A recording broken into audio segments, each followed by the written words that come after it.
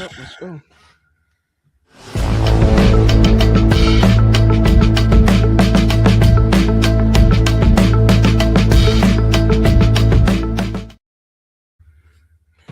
Trial and Error is back for another week. We're heading into New Year's, and so our show is going to be um, talking some New Year's stuff, specifically how to build a better resolution. Um, and Fearless and I we're talking off air. We both have uh, different but shared perspectives on this thing, and so that's what we're going to be talking about. Um, Real quick, we've been doing this at the top of the show. Um, Fearless, what are you reading, man? You know what? Funny enough, man, I think I'm gonna start reading The Nightingale by Kristen Hanna. Um, it's a nonfiction book. What did I just finish? I just finished. I'm gonna look. Sorry, y'all. Give me a second. I just finished. God, just finished another book too. And which one? What was it? Okay, I already finished that one. What other book did I read? I don't remember. It'll come to me in a little bit. Okay. But I just read. Gosh, damn, whose book was that? The honorable death of Babs Dion. Okay. So if you want to look that up or whatever, that's what I read. Your personal. So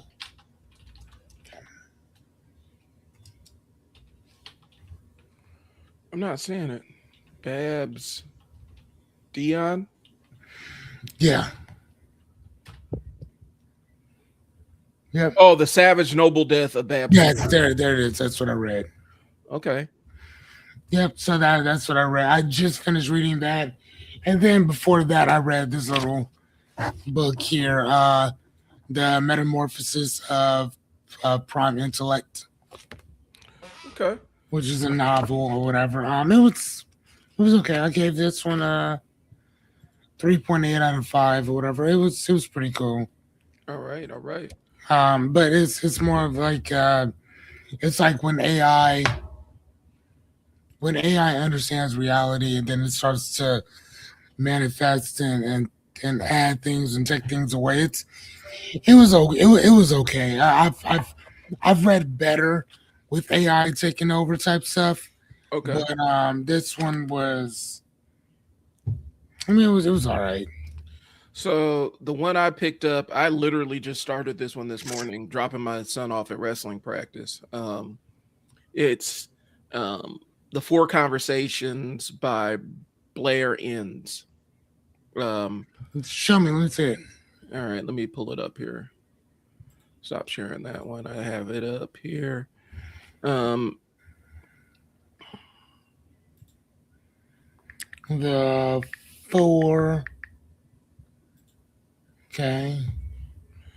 and more or less, it's the concept of how to frame things if you're selling expertise, because he talks about the different phases that he went through as a business owner, working in marketing, having his own agency, moving into consulting, and then turning as a consultancy into a teaching business.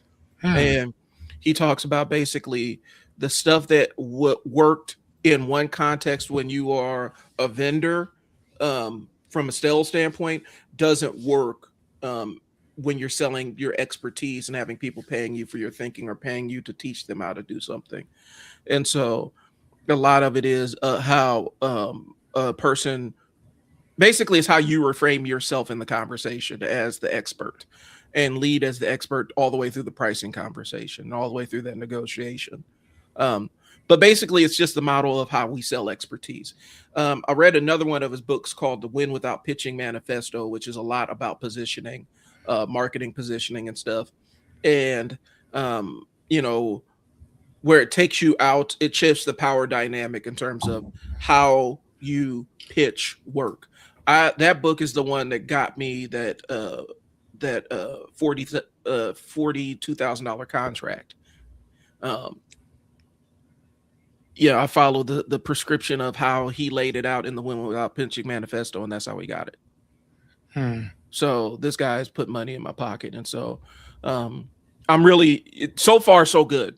It's really intriguing, like the idea of how um, the vendor pitches versus how the person that's selling the expertise, how the expert selling the expertise pitches. Um, and so, like I said, No, I just bought it. oh, So when it comes in, I'll sit down and give it a ganders. but yeah, it's a pretty good book. And like I said, that book got me. That book actually, the first book he wrote actually put money in my pocket. And he has a podcast that's really good too. I forgot what the name is, but um, Okay. so what's going on, Ryan? So man. So Hey Ryan, what books are you reading? Matter of fact, the rest of you guys, anybody else reading anything good? yeah, drop the books in the Yeah, but drop the books in the comments, man. yeah, drop the recommendations in the Yeah, comments. please do. I will, depending on what it is, I will buy it, I will read it, I will review it, Yep. and Yeah. I don't care what it is. But here's the thing, and I always tell everybody: if you recommend a book to me, please make sure that there's a physical and an audio version of it, Yeah. please, because Well, I'll buy both. and guys, here's the thing. The reason why we're pushing the reading thing, we talked about it last week, the week before. Um, the only way that we combat um, this creeping uh, regular illiteracy and media literacy is actually becoming literate in these in different things. And part of flexing the muscle of literacy is actually reading, comprehending, processing information, forcing those pathways in your brain to activate, because they go away if you don't. If you don't, if you don't pursue them, they go away. Yeah, if you don't use it, you lose it. That's kind of the prescription for that. So, um, let's see. This week, we're in the New Year's, and one of the features of New Year's, and specifically in the United States, is the concept of the New Year's resolution. Um, the New Year's resolution is that time where you sit down and you take stock of where your life is and the things that you got going on in your world, and then you make a calculated decision about the things that you're going to change, and then you give yourself the date of January 1st. I'm going to make this change starting new year, new me, right? Like that kind of stuff, right? Um, and so I have a very different perspective on the entire concept of New Year's resolutions. Um, it comes a lot from my background in terms of behavior management, behavior modification, teaching people how to adapt new skills in their lives and things like that, and actually training the the principles of behavior.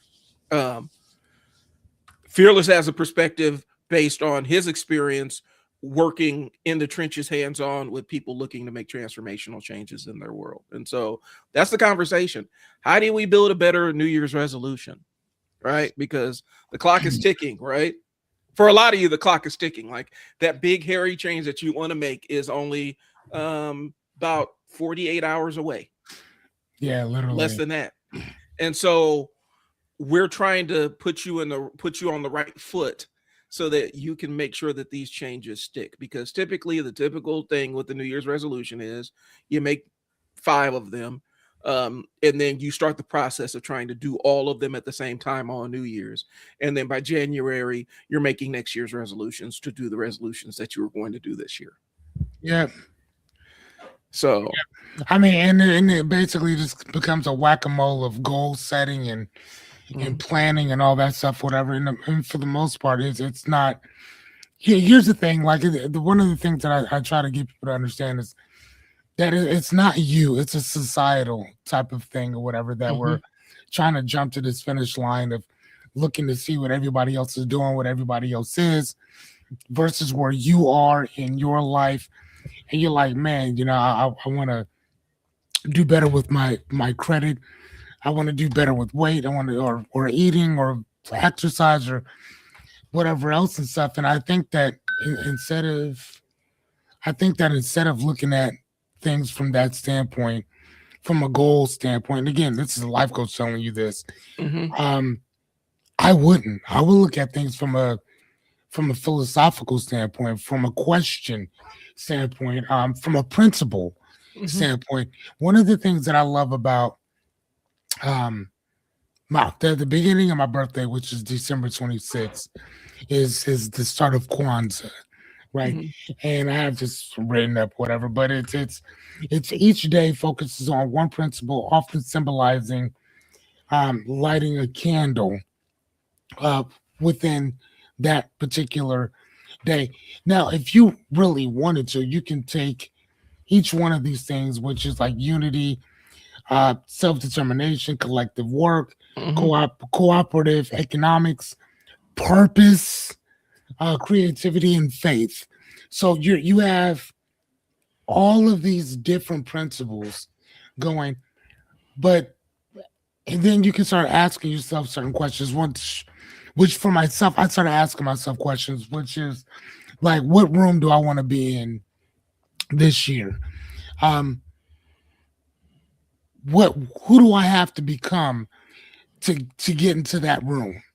Hmm. Who do I need to become? Who do I need to tap in with to get tapped on the shoulder to become to go sit at that particular table? Right. Because you got to remember, every room that you go into, for the most part, you're invited Hmm. to these rooms. They're invitations, which means they're earned. You got to earn your right to go there, right? So if a person was, so if we're talking, so if I say that, and I'm always talking about this, that I want to be and when I grow up, I'm 47 years old. When I grow up, I want to be the I want to be the new LeVar Burton. And if you know who LeVar Burton was, he's the guy from Reading Rainbow. Hmm. That was my objective, and that is still my objective to this day. Or whatever, right? Now, again, so the question I would ask myself is, what what what rooms do I want to be in? What do I need to do to, number one, maybe bring that show back, or maybe one, let's make it a little smaller. What do I need to do within my little ecosystem to get people energized and reading again? Okay. That's one simple question, something that I know for a fact that I can do. That and it's something that's on me. It's not something that's on you. It's something that's on me. Now, whether you read or not, that's on you.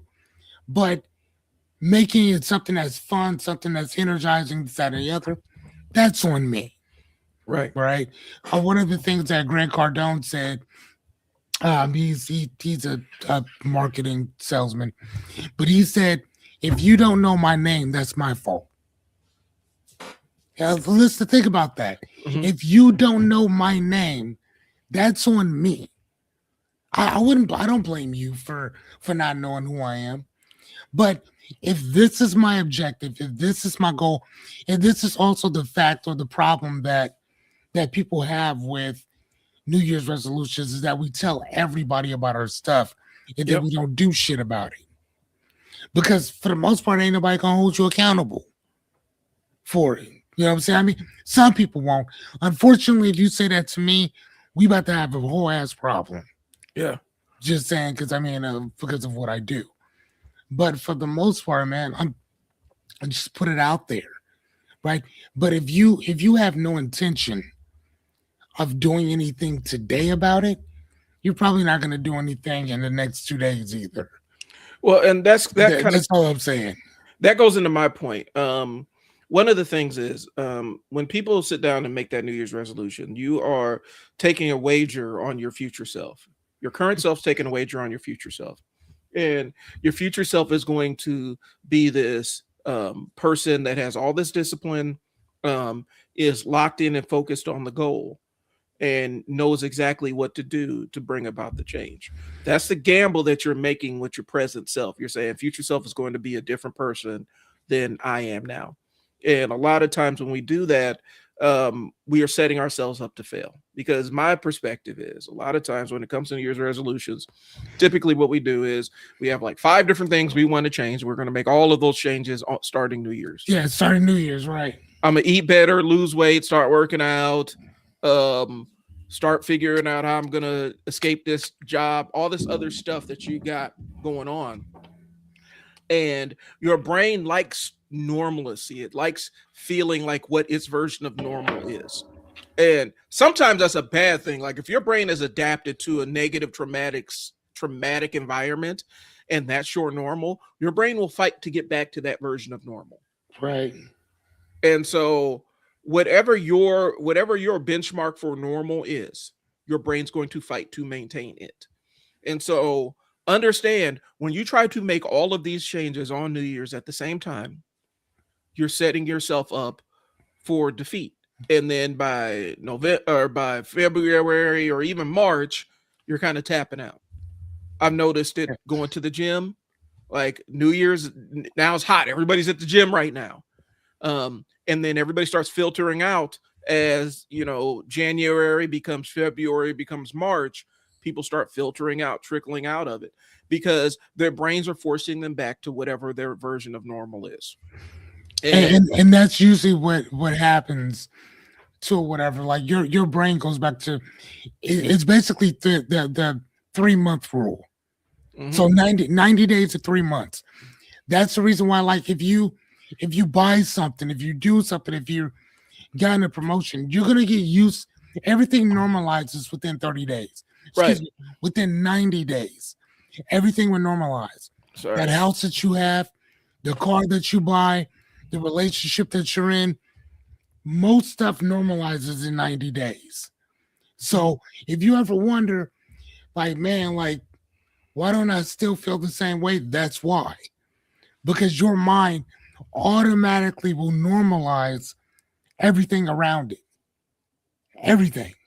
Yeah. Whatever. Just like, as I get older, I start thinking like, damn, dude, like time is flying. Right? Right. But here's the thing, when you're a kid, time takes forever. But it really doesn't, though, because you do so many novel things that it starts to what is that word? Compound. That time just drags on because you're doing so many new things. When you get older, think about it. You don't do that many new things anymore. Everything you've already done this. You've already done that. So time just kind of just flies by. And it's one of those things. I think also when you're a kid, you are like kids dream about the future and stuff like that. But since they don't really have life experience to really visualize what future state looks like, they'll think about the future. But most of the time, kids are in the moment. They're in and of the moment. And that's why days seem to go on forever for kids because you're in school all day and it's like it's boring and it takes forever and it's never going to end. It feels like this never-ending loop, right?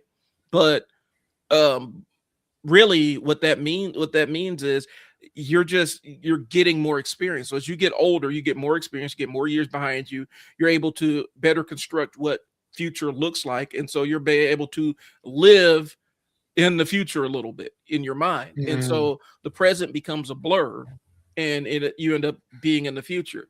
Sometimes as an adult, it is more important to actually drag yourself back into the present and live in the moment.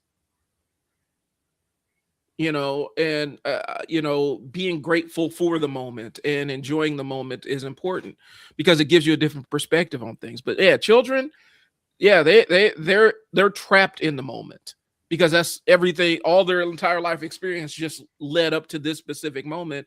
And so they don't really think on that future scope just because they don't have a frame of reference to imagine what a future world looks like for them. Right. You know what I'm saying? And their look back window is a lot shorter about what it used to be. If you're like 7, you probably remember less than half your life. You know what I'm saying? If you're 7, because there's like 3 or 4 years where everything's just kind of a blur, where all the memories are hazy, and then one day you start remembering stuff and cataloging stuff in your brain. So your look back window at 7 is a lot shorter than somebody's look back window at 45. Yeah, right. So yeah, that's just but anyway, so I mean, yeah, without some type of massive like head trauma or something like that, yeah, for sure. And so the thing is, I don't want people to feel called out, but I mean, sometimes it's necessary.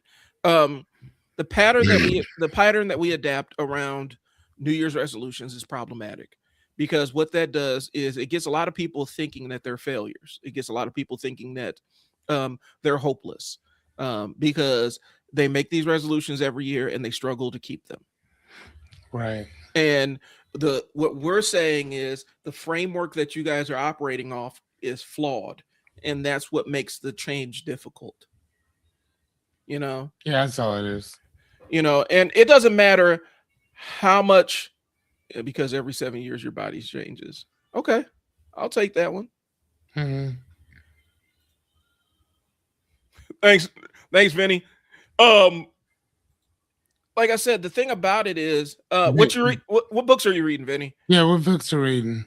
Uh, So, and that's one of the things, like, guys, we're saying that build a better resolution means that we change the framework of how we adapt to change and how we set the stage for that change. Because understanding that um, change is a process and there's a systematic way that you can implement change in your life that will actually yield results. Mm-hmm.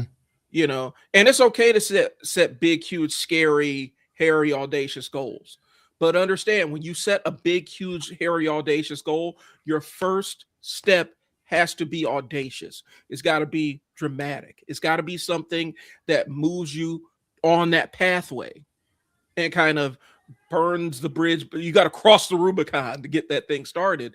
And a lot of people have the vision of this hairy, audacious goal that they want to make, but then they step into it timidly. Mm-hmm. And so you're not going to make that massive radical change stepping into it timidly. Now there are caveats to that. Weight loss, if you're going for a weight loss goal, crash dieting doesn't work. But your hairy audacious goal may be, okay, I'm gonna go through my fridge and identify things that aren't good for me and give them away to the food bank. You know, an assertive step forward. I'm going to remove my ability to not execute the thing that I need to execute. Okay. Right. So there's two frames of thinking with it. So, and I've actually done this in a video. And so, I'm trying not to dominate too much with my stuff here, but the video I did was New Year's resolutions are bullshit. And so, Mm-hmm. um, and I was saying that kind of in a tongue in cheek way, because I don't necessarily think that we adapt the right framework when we're setting these things up. My thing is, if you're going to make a change, you start now.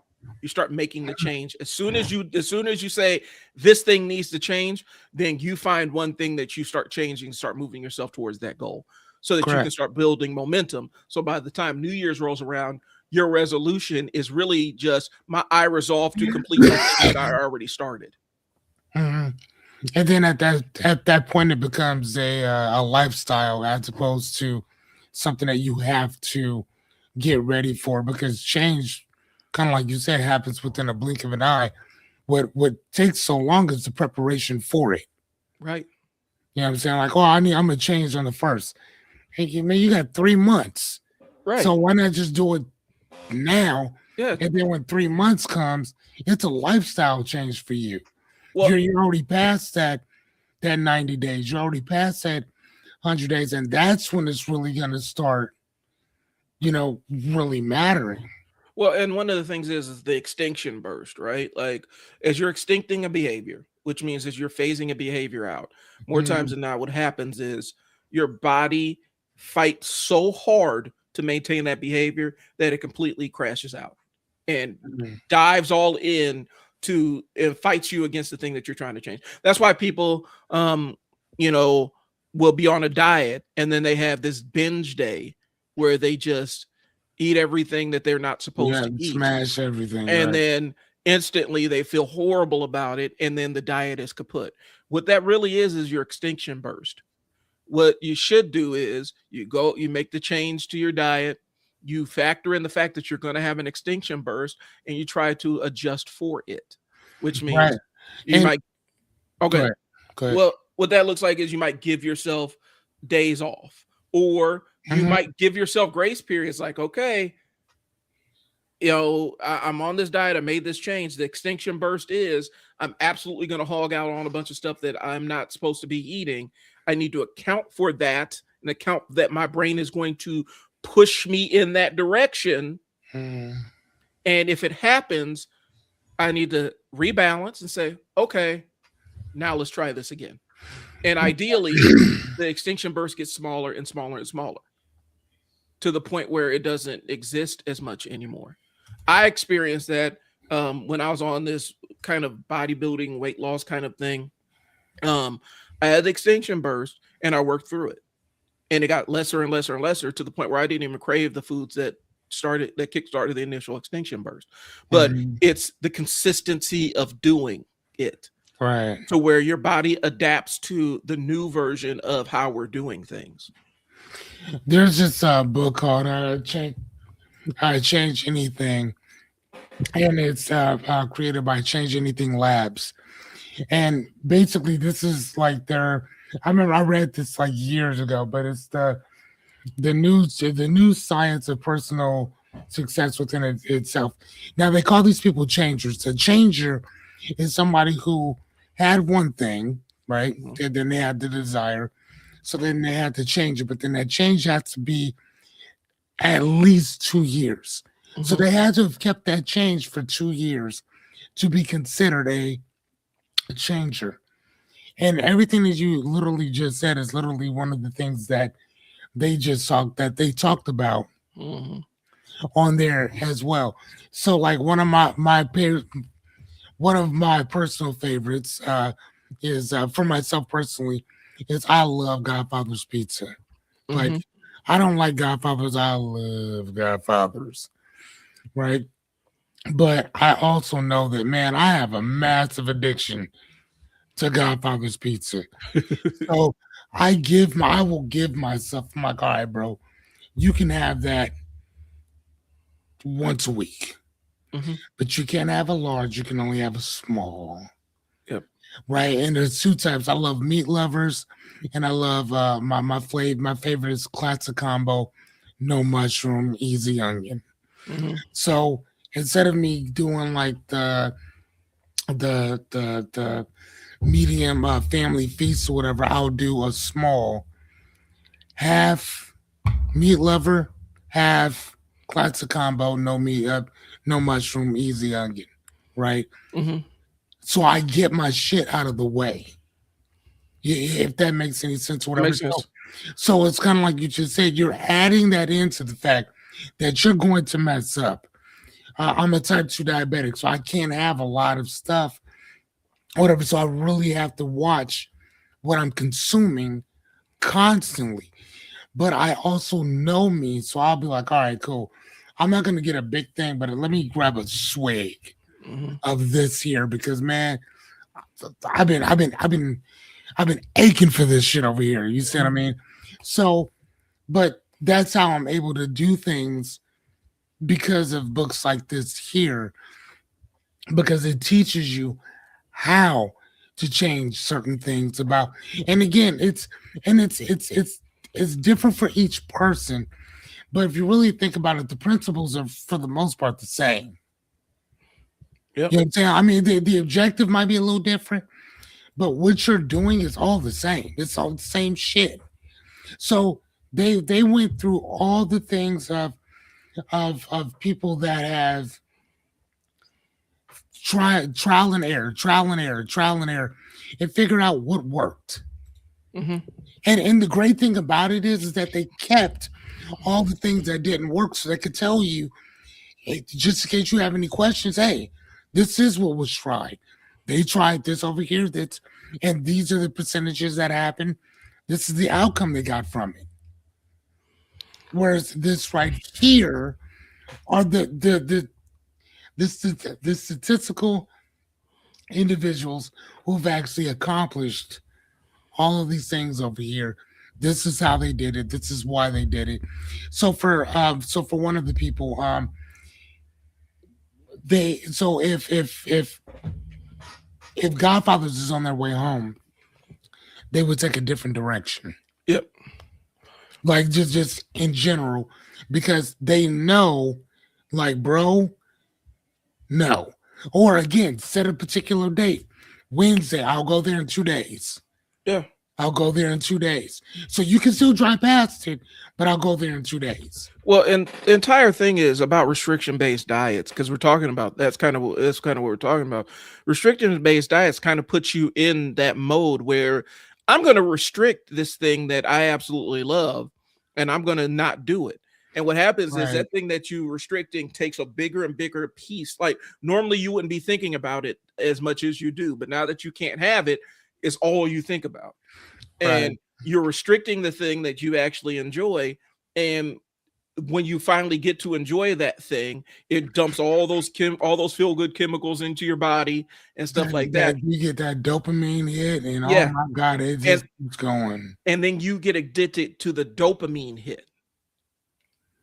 And then you set yourself up for a future, I'm gonna binge all this food. I'm gonna sit here and eat all this food and stuff, because the dopamine hit is what you're addicted to instead of the Right. food. And so Yeah. restriction-based diets are problematic instead of adjusting your portion size. Because you can adjust your portion size down where I'm going to get some of what I like, I'm just going to get a little bit less of it. And Right. sometimes it's getting a medium fry instead of a large fry. And then Right. you go down to the small fry. You're still getting the thing that Yeah, you you're like, still you're just getting getting it. less of it. Right, but they also did a thing about money too, because of people being in debt and this and the other.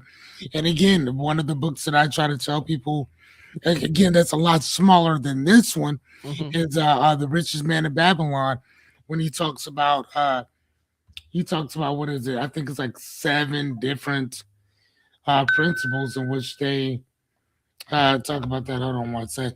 But again, though, one of the things is to pay yourself first. Mhm. I think the first one is to live below your means, and then the second principle is to pay yourself first, right? But that's the one thing that most people do not do.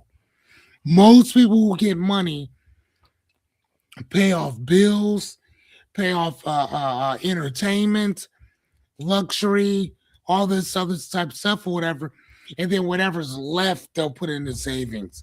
Whatever's left, they'll put into investments. Whatever's left, they'll put into their future.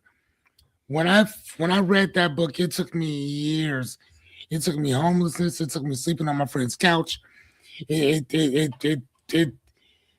having cars repossessed to having a credit score of 820. So I could tell you how that worked. I can tell you what I did. I can tell you all that stuff. But the one thing that helped more so than anything was, like you said, live below your means and pay yourself first. Mhm. I try to teach that to my kid now. He's 13 years old. I'm like, son, anytime you get something, take 1 to 5% away. Right. Just put it somewhere else. It's not even yours. Matter of fact, that is your money. Everything else you're gonna do, you're gonna give it to some gas station. You're gonna go give it to a friend. You're gonna go give it to somebody else. But what's left for you? So take yours first, and then pay everything else out. Why do you think the government, when you get paid, Yeah. why do y'all think that the government takes their money first and then gives you your money second? Right. Like they're not playing. They caught on to it. Yeah. You know what I'm saying? But because back in the day, it wasn't like that. You got a bill at the end of the year, and that you had to give the government money, and then people just wasn't paying it. So then they're like, okay, no, we need to get our money when they get paid. Yeah. We're gonna get it Not now. at the end of the year. We need to take it now. So what they would do is that that's what they did. I think it was around. I think it was after World War I or II, or one of which whatever war Mhm. we were at. They were like, all right, well, we need our money a little faster, and then that's when they started kind of doing that. But think about it: if the government takes their money right then and there, Why would you not pay yourself first?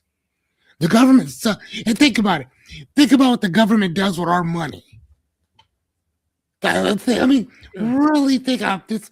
We're not going there, but I'm just saying, pay yourself first. Yeah. Look at what who is it look at what Alaska does with money. The oil companies, they give it to the people because they're like, why would I give it to a government who's just gonna go mess it up somewhere? Yeah. These people don't know how to deal with money at all. They don't know what they're doing. So we'll give it to the people and they give it to them. So again, I mean, and I got this just from reading a book that talked about it. So let me continue on. Let me get on my point here with this. Um, and one of my lights just went out. One of the things is, so when I was trying, like I've been a gym rat for a long time. Um, off and on since high school, I was always in the weights or what. I get back into it after a pretty long layoff, about a year or two. And I'm like, I want to get as strong as I can. I want to see how strong I can get. Now, this is mid 30s. Basically, I'm like, going to see how strong I can possibly get myself. Because in your 30s, that's where your peak grown man strength comes in. Hmm. Like mid 30s is when a lot of power lifters, that is the peak of their career, that is physically as strong as they are going to ever be. Oh wow. And so I'm like, let me see how far I can get into it. And it started out with, small goals like, okay, I want to bench press 315 pounds. Okay, I got that. I want to squat 500 pounds. All right, I got that. Hmm. And my elusive goal was deadlift. First it was 500, and then it jumped up to 600 once 500 got easy. It's like deadlift over 600 pounds. The way I did it, and this goes into the audacious, radical change. Now, I didn't know it was audacious at the time. I'm telling you that. I'm prefacing this by saying this. The program I was following was a simple starting strength program. 3 sets of 5, add 5 pounds to the bar every session until you can't add 5 pounds to the bar anymore, and then dial it back to 2.5 pounds. And so I did that, and I got through what they call the novice linear progression, and I hit the wall where, okay, I'm at my max. The thing that I was doing wrong, I had misread the exercise template because I was doing deadlifts multiple times a week, 3 sets of 5 at near peak weight, Hmm. 15 reps at peak weight. And it beat me up, but I got I jumped. I made a huge leap in how much I was able to lift on that bar because I had misread the exercise. Because in the original exercise is you do this 1x5, 1 set of 5, maybe once or twice a week. I was doing it 3 days a week. Hmm. And so saying that to say this, that jumped me from struggling with 315 pounds on the bar to that becoming my baseline. Like I warm up with that and leapfrogging past that. It was audacious. The only reason I could have done that was because I was kind of adapted to lifting in that mind frame, and it didn't absolutely destroy. There's a reason why it didn't destroy me, but it got me super, super strong. I could not maintain that, but it got me to the goal. And the thing that got me to the goal was those repetitions, those uncomfortable reps to the point where I hated going to the gym. I hated deadlifting, which is my favorite, which is still my favorite lift. I got to the point where I hated it, but since I was adapted to it, I couldn't not do it. Does that make sense? Hmm. Since I was used to it, since I had built that habit over 6 months, then a year, I could not exist without going and doing that thing that I hated.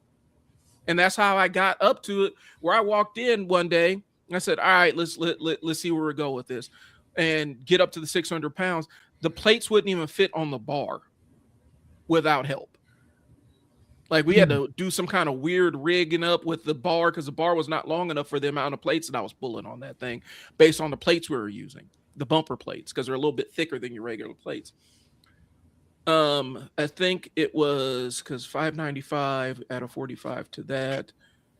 So I was probably pulling about six. It wasn't 2, 3, 4, 5. That's 5 plates. I wasn't pulling, it wasn't all plates. Like I had to put, it was like somewhere, it was like 615 or something like that. 615, 620.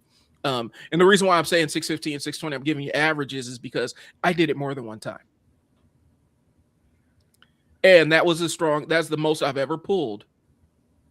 That next live, bro, Vinny, you asking when the next live is. We're here every Tuesday. Every Tuesday morning, around 10:30 is when we're on live. I appreciate you tuning in, man. Thank you so much. So it was incremental change, but it was an audacious goal because 600 over 600 pounds, that's more than twice my body weight. But in order to get there, I had to start audaciously, and it ended up becoming a habit. And more times than not, people aren't able to start audaciously. They want to start timidly. And that's not the way that you make massive change in your life. But also, you don't make radical change in your life by saying, okay, on January 1st, I'm going to make this huge, massive, this life-altering change that's going to impact every single aspect of my life and be difficult for me to maintain. I'm going to make that on this specific day without putting in place any kind of other behaviors or anything to build up to that thing. Does that make sense? Yep. You have to build a framework that allows your change to stay in place. Mm-hmm. You have to make it almost impossible for you to fail in that sense. You have to lay the bed and make it very difficult for you not to live up to what you said you were going to do. Right. And most people don't do that before New Year's. No, not whatsoever. And I mean, I think that's also the reason why we and again, I think that what you just said, hits the nail right on the head. Like, I mean, we start a particular way, but we don't end that way at all. And if you're not planning to end that way, then dude, it's already over before you started. Just like, doing my 100 days, 100 nights. Yeah. I mean, I did it one day at a time. I couldn't do 100 days in one day. You know what I mean? Like you do one day at a time. And I mean, now I can, because I did it before, I can jump on and do it, which is really weird for me because if I'm not doing it every single day anymore, it's not even worth doing. If that makes any sense. Yeah. I'm so used to just every day. And I came on at the same time at 8:30. I think it was 8:30? Yep. 8:30 to 10 o'clock. Brand new material every single night for 100 days. Get out of here, dude. Ain't nobody doing that. What's that? It's that. What is that? You might be able to correct me on this. It's the hedonic adaptation, right? Like your new, human beings can adapt to a new normal baseline. Anything. You're going to get back to your relative state of happiness, regardless of what you're encountering. So that's why a lot of times lottery winners aren't over the moon and thrilled about, like, they win the lottery and then they win the lottery, you get that big surge. And then all of a sudden, everything goes back to normal. It all resets to whatever your relative normal state of happiness is. It becomes that. So if you're already in a happy person, now it does change if the reason why you're unhappy is money. Now, if money is the thing that's making you unhappy, you might be able to, that might be one of those escape hatches, right? But if you're unhappy in general, and about the lot of your life and the state of your life, and it doesn't have anything to do with money, it has to do with your personality or other stuff going on in your brain. Once that endorphins run off, wear down from winning that lottery, you're going to be back to your same relative state of happiness. Yeah, here's the thing, man. I think it was TD, what's his name? TD Jakes, who said, if man or money can solve your problem, you don't have a problem. Yep. Think about that. If man or money can solve your problem, you do not have a problem. I thought that was the truest stuff I've ever heard. And kind of piggyback right off what you just said there. Yeah, I think it's the same. It's the same difference, though, my guy. Yeah, It's the same type of stuff. Like if this really isn't for you, then it's not going to be for you. right. And there's nothing that we can say or do that's going to change that particular thing. You either want it or you don't, and you're going to do what it takes. Period. I mean, how many people didn't have any of the equipment that we have, and still went out there and said, "Fuck it," and still made it happen, Right. regardless, because that was just their thing. They was gonna make it work, no matter what. Well, and it's the same. Cell phone, speakerphone, they don't care. They own it. It's the same thing I used to tell parents when I was when I was teaching parents. They think that they can come up with this. I'm gonna ground this kid for 2 months, Right, and it's crazy. and that's going to change the child's behavior. And I had to say, okay, so the thing I need you to understand is this: while you being restricted from something for 2 months might be really damaging to you as an adult, a child will adapt to whatever, they'll adapt to their new normal faster than you can even imagine. And so if you say, I'm going to take everything away from you for 2 months, within about a week, their new existence becomes my life minus all these things, that minus video games and cell Yep. phone and all the other stuff. And then they adapt to it. And then eventually they're able to use the fact that that your punishment isn't punishing to them to punish you with it. So okay, say that one more time. All right, which part? So Yeah, that last part. Their punishment is a punishment for you. Say yeah, that again. so they adapt to all the things that you remove from them, Right. and they become, they get used to that new life, and it ends up becoming their punishment is actually a punishment for you because you're having to play warden in your own house. Hmm. And I've seen kids turn that on its head really, really fast. Like, oh, so mom and dad grounded me for a month. I'm going to become the most irritating person in this house for a month. And the parents end up, by the end of the scope of whatever that punishment is, the parents are relieved that it's over. Right. The kid has already adapted to it. So the lesson the kid learns is whatever they throw at me, I can just outlast them. And then if you keep doing it, Yeah. if you keep like, well, yep, you're on punishment again, 3 weeks, cool.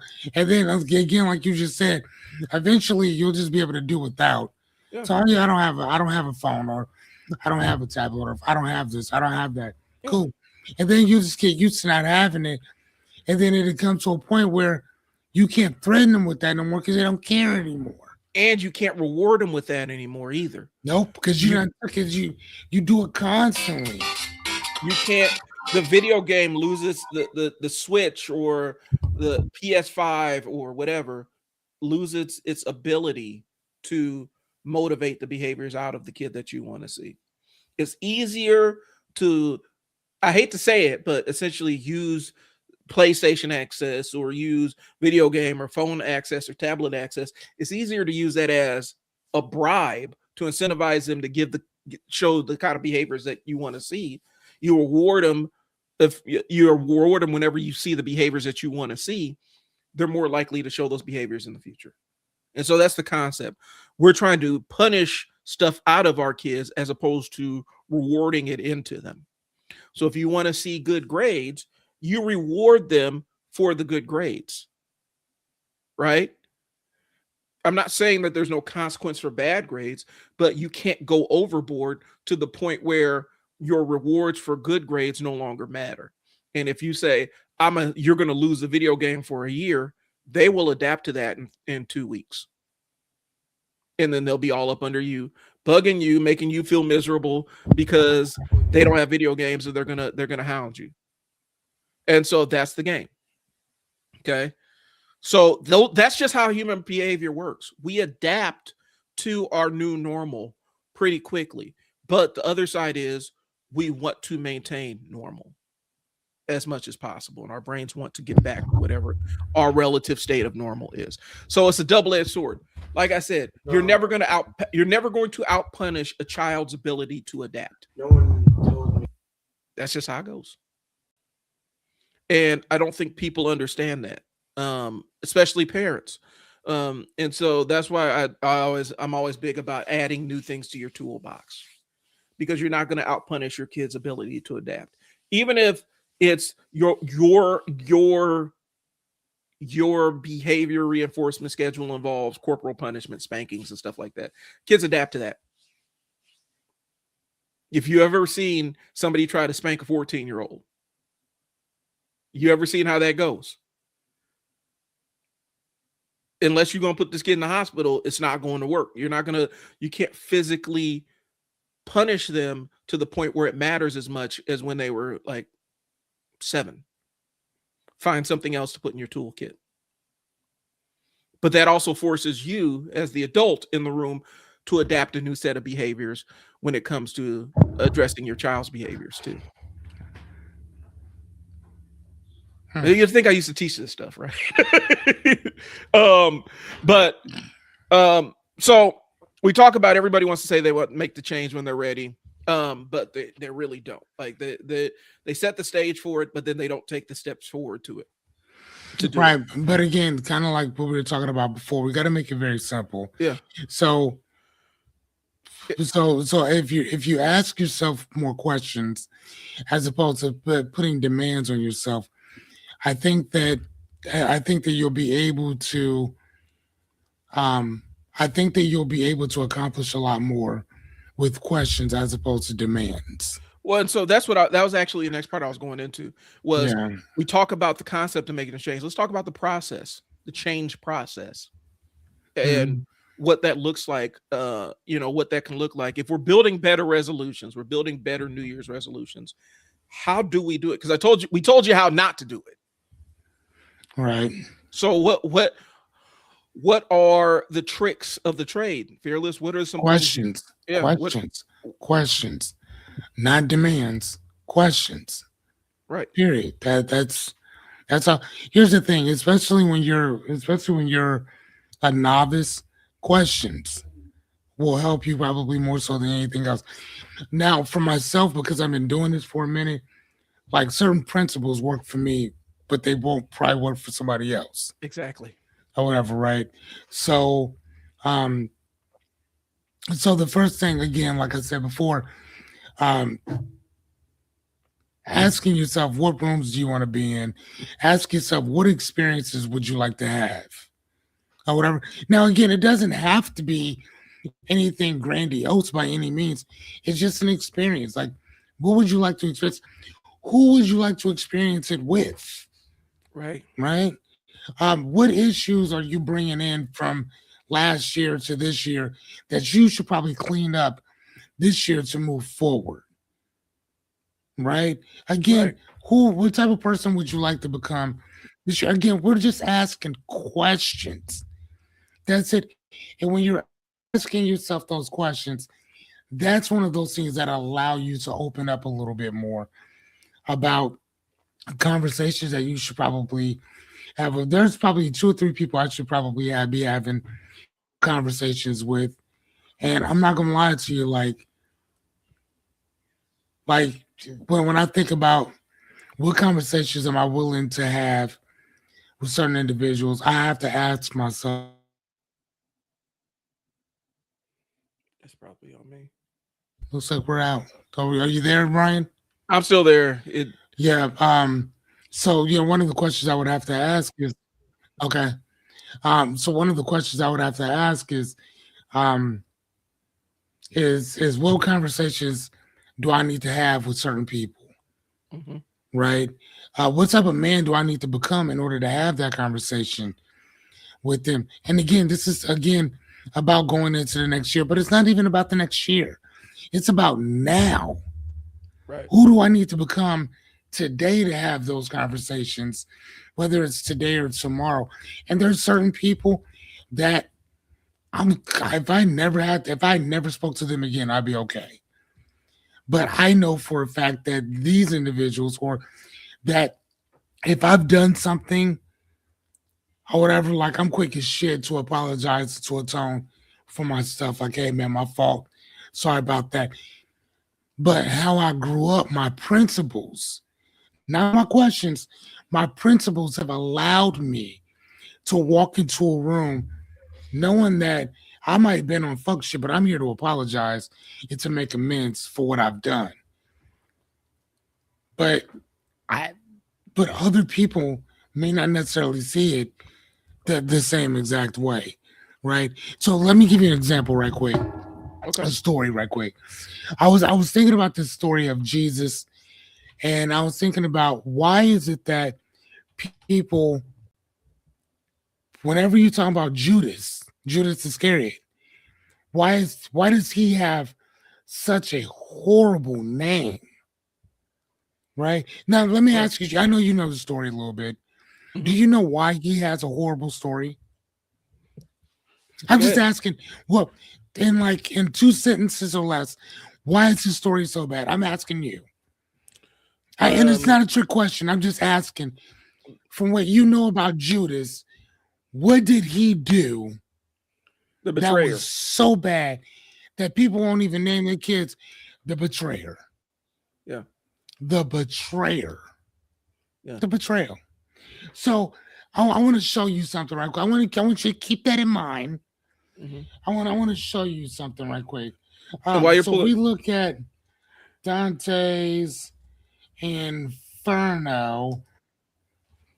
and we're talking about it. I mean, I hold on. part, part of my view of Judas, the betrayer, is I informed think they because were I'm. out again.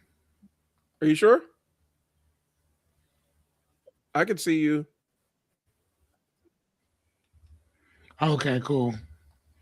um Part of my, like, my vantage point of it is, from comic books. And so Judas is actually the Phantom Stranger in DC comic books, and so they have an entire layer, like an entire mythos behind his betrayal that weaves in some of the biblical Judeo-Christian stuff, but then it draws from other sources as well. And so that's what I know, and so I Yeah, just for view it as sure. Judas the betrayer.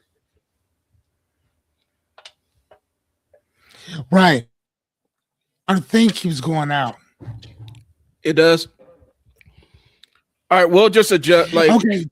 So yeah, sorry about that. So there's not so in Homeboy is Dante's Infernos, Dante Alighieri, whatever that dude's last name is, or whatever. He wrote this thing in the 1300s, right? And think about the 1300s. The Bible was technically written, King James was written during the 1500s. So Right. you got to remember the ideas that we get from hell, the ideas that we get from torture are all based on, a lot of them are based on this guy's work, right? This guy's work. So there's 9 levels of hell. So from the first one is limbo, Hmm. which is what's the word? What's the word that we use? Purgatory What is is a that? Purgatory. Thank you. yeah. So that's number one. The second is lust. Third is gluttony. Fourth is greed, wrath. Think about that wrath. Hmm. Hypocrisy is number six. Now, I want you to think about this: violence against others, against self, and against God is seven. Seven. We still got two more. Being a fraud is number eight. Hmm. You want to know the last one? You want to know the one that for the last thousand so years, this one is the one that is the worst of them all, even worse than murder, What? fucking treachery, Yeah. betrayal, betrayal. Now I want you to think about this. He the difference between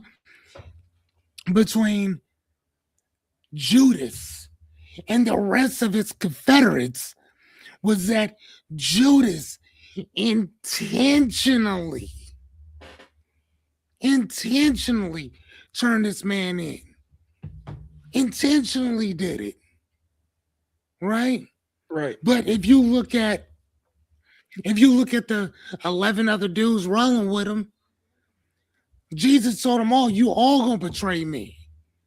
You're all gonna not betray me. He said you're all gonna deny me.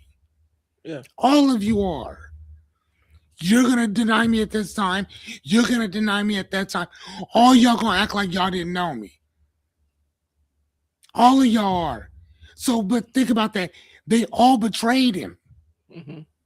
They all betrayed him. But Judas's. I mean, but here's the thing. Jesus could understand, which I'm not gonna lie to you. I really don't get that, but it's a great story. That's why I love the story. Jesus could understand that you're gonna try to save your own life, so you're going to deny me here, but then you're going to yeah, you're gonna be speaking on me over here. Right. But Judas, on the other hand, bro, what I and that's why I kind of almost think that it's one of those stories that some people can sit and say that here's the thing. I'm gonna tell you what I think. I think that Jesus asked him to do that because otherwise the prophecy would not have been what it was and how it was. And again, we're just talking about story wise, Yeah. right? But in the book itself, or whatever, if we're just talking about it from what somebody else said, or whatever, one of you are gonna betray me, so go on, go do what you need to do, champ, right? Because he knew who he was. Like, no, not me, my God, whatever. Anyway, but my point of the matter is that treachery, betrayal is the worst one. And I pulled this up, and it's so bad that it says it's a sin, betrayal of the special, because it's a special trust, Hmm. right? And there's 4 zones to this. There's a Kanea, which is traitors to my kin, which is what Cain did to Abel. Cain killed Abel, right? So Yeah. it's a betrayal there. It's a traitorous, treacherous thing to your country. And think about this: it's a treacherous thing to your guests. To your guests. See, people think that Sodom and Gomorrah was based on homosexuality. No, it was not. It was based on what's that word? Hospitality. Uh-huh. You had to be cool to people. Period. Now God can wipe out hordes of people, but you can't. At least not without special permission. And then the other one is being a traitor to your Lord, to God. So I'm just saying, dude, like it's so it says that Satan is here, frozen, not ruling, chewing on Judas, Brutus, and Cassius, or whatever these are, people back in the day Yeah. or whatever. So my point is this. My point is this. I love the shit, right? But my point is that to be treacherous, betrayal, it's the like, yo, I'm cool on that shit, Yeah. right? Think about how crazy that is. That another person, that somebody during the time of 1200 was like, bro, you are a piece. Excuse me, 1300s was like, you are so much of a piece of shit that out of 9 levels of hell, that's the one that you're at. Well, and so it goes That's all back. I'm saying. That's If all we're I'm look saying. if we're looking at it from kind of a little the group dynamic side of it, right?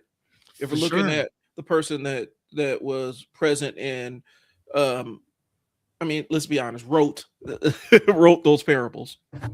Um, what you're dealing with actually is the concept of a high control group, right? Like a For sure. high control group where um, you have to lay out um, the ground rules of the group in order to maintain control of said group. And when you're in a group like that, the worst thing that you can do is be a betrayer, a person that goes against what the group values or betrays the group is the most dangerous person. They can forgive a lot of other things, but except selling that group out to the larger group. That is what I'm talking about. Yeah. That is why treason. That is why think about that. treason is punishable by death. Yeah. I mean, think about it. You can kill somebody, you can lie, you can steal, you can cheat, you can steal, Mm-hmm. you can do the worst atrocities to people, but treachery, Yeah. oh, you ain't shit. So, and that's what I'm saying. Because a high control group is basically a cult.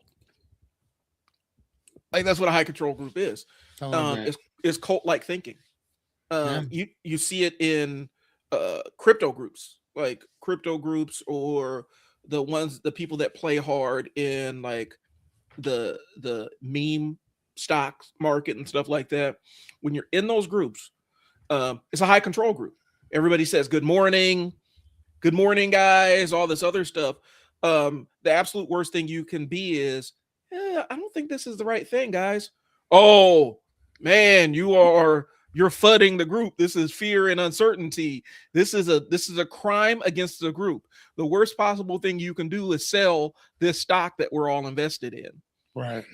You hold on in the face of the market downturn, you fall in, the fundamentals can fall out from under this stock, but you better hold it, because if you sell it, you are betraying us. And then if we find out about it, you're out. So it's the concept. It is a high control group. And so the leader has to enforce it. And again, the worst thing you could possibly be is a betrayer. Right. When the group dynamics are like that, when you require absolute subservience or adherence to your will in order to maintain control of the group, the worst thing you can do is be a betrayer. So I think maybe that might play into it too. Might be. And so I see where you're going. Yeah. And a lot of times we end up playing the role of the betrayer to ourselves. Sorry, but my point is that there are certain principles in which I stand for that are mine. But I wouldn't ask another person to live by the standards that I set for myself. Yep. That foundation that I have is not the same foundation that other people have and that other people are on in general. And I think that whenever I'm helping a person, particularly with New Year's resolutions and this, that, and the other, I have to remind myself of that, because I'm like, bro, you're not on the same level that I'm on, and vice versa. Well, and that's where it goes into, because this is what I was thinking before it got captured by my ADHD and fled to the recesses of my brain, tying it back to that weightlifting analogy I gave. My programming for deadlifts that I accidentally did, the thing I was risking enhanced risk for injury. I was risking screwing my central nervous system up and overloading it completely and detraining. I was risking overworking my muscles to the point where the muscles were actually eating themselves and I was in a catabolic state. Fortunately, I didn't experience any of that. And so there has to be something internally, biologically, where I was able to not do that. Because for a lot of people, that level of work on that specific movement where deadlifts absolutely challenge your entire body. Okay. Because a lot of times when people fail, like if they're lifting a weight and they're not able to lift it, it's not a strength failure or muscle failure. Your central nervous system gave out. It's too overstimulated and it just said, nope, and shut down. So central nervous system fatigue is a real thing. It affects power lifters and stuff like that. Okay. I would not recommend what I did as a deadlift program for anybody. I wouldn't even recommend it for me. The only reason I was doing it was because I misread what the program was. So it was all accidental, but the accident was a happy accident because it made me stronger than I'd ever been before. But I would not recommend that training modality for anybody, because that is a fast ticket to overtraining and injury and absolutely going against the results that you're trying to create. Okay. One of the things that CrossFitters were dealing with some of these CrossFit gyms was, I forgot what it was called. They called it Uncle Rambo, right? Uncle Rambo, and stuff like that. What that means is your muscles are actually feeding on themselves. Okay, what? Yeah. where people are peeing blood, Ugh, um, that's and stuff gross. and stuff like that. Okay. What was happening in the CrossFit community was people were overtraining themselves Oh to yeah, the yeah, point. for sure, for sure. They're overtraining themselves to the point where their body could no longer maintain it, and their muscles started cannibalizing themselves. I had one of my workers was actually experiencing that. And so I'm sitting there like, hey man, because we're talking weight training stuff. He's like, oh Brian, you got to get on this CrossFit thing. I'm like, no, I don't what, I like what I do. And he was coming in, he was always cranky, he's always sore. He never could recover from any workouts. And he started getting weaker and weaker. It's because there was less muscle tissue there because the body started feeding on its own muscle tissue. It's an ugly Yeah, I situation. mean, so was he not eating enough protein, or Oh, he was eating. was he? But what happened was your muscles do have a natural threshold of maximum work that they can do. And he had pushed them past their breaking point. And for a lot of people, that will land you in the hospital. Gotcha. And so we're telling them, hey man, because it was, in my staff, we had a couple of former football players, people that worked out. We had a Division I hooper and stuff, and we had to pull them aside like, hey man, you have to stop. Because what's happening is you're basically hurting yourself. And it got to a point where it became a meme in the CrossFit community. They had an entire character that represented that. And for some people, that ended up becoming the desired state of now I'm really working. And yeah, it was an ugly thing. And Rhombosis. I can never say the name, but it's called Uncle Rombo. And basically it's a condition where you've overtrained to the point where your body can no longer recover from the amount of stress that you put it under. Oh wow. It's the breakdown of muscle tissue, releasing harmful substances like myoglobin into the bloodstream, which can lead to kidney damage or kidney failure. Symptoms include muscle pain, weakness, dark colored urine. Some cases are asymptomatic. Causes extreme exertion, trauma, infections. So but there was a breed of CrossFitters that were actually pursuing that. Okay. Because they've correlated pain with getting stronger. Did you know back in the day, like when there was like a certain sect of Christians that would come out and they would beat the shit out of themselves. Yeah. They would take like the cat's nine tails and whip their backs and stuff because they're like, if Jesus went through it, we want to go through it too. Mother Teresa was on that. Like people were scared to be around them because like it's ironic as people say that Muslims are terrorists and this and the other dude. People were scared of Christians. Well, scared of them. Mother Teresa was on that philosophy of punishment, right, and suffering, bringing you closer to experiential experience. That's and crazy. So when you go back and look at some of the stuff she used to do in her homes, she would starve people and like inflict unnatural suffering on them because she thought that brought them closer to God. It's some dark stuff. If you ever really want to mess yourself up and screw up your view of some of these people, go look up what Mother Teresa was actually on.